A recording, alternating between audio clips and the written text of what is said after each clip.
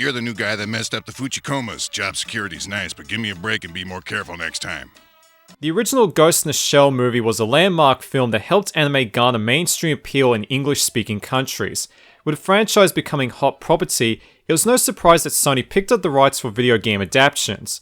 Released in 1998 and developed by Exact, the same people behind Jumping Flash, Ghost in the Shell on the PS1 is an exception to the norm of bad licensed games.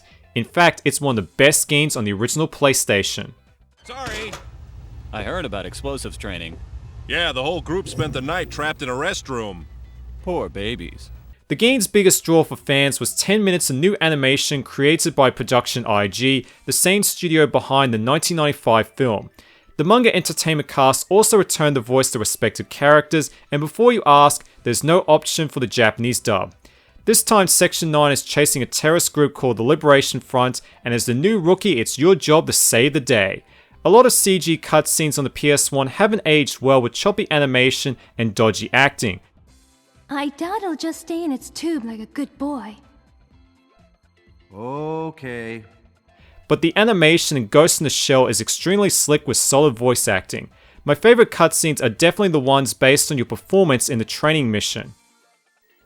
Don't try to stop me. I'm doing this Doctor, operation. you can't Get just out of my throw way. us Let aside. go of me, I say, please. Doctor! Doctor! Ghost in the Shell is a third-person shooter where you control a spider robot called a Fujikoma. It's amazing how well this game plays for an old shooter, with a Fujikoma being extremely nimble, allowing you to scale walls, ceilings, and jump around the place with ease. Your arsenal is comprised of machine guns, bombs, and homing missiles. The mission objectives range from chasing down a criminal, destroying bombs within the time limit, and riding a boat across the ocean. Each mission ends with a boss fight, but be warned there's no checkpoints and it's straight to the beginning after you die. Fortunately, each mission only lasts between 5 or 10 minutes. The frame rate is consistent and the game even has a widescreen option, something that wasn't common back then. The game also switches to a first-person perspective when you're close to walls, and this gives you a better view of the action. It's features like this that show the developer was trying to create a polished playable game instead of a cash grab. And ever since it all started, I've lost several nights of sleep. I had no idea you were such a sensitive fella. However, the game is on the short side, clocking in at just 1.5 hours.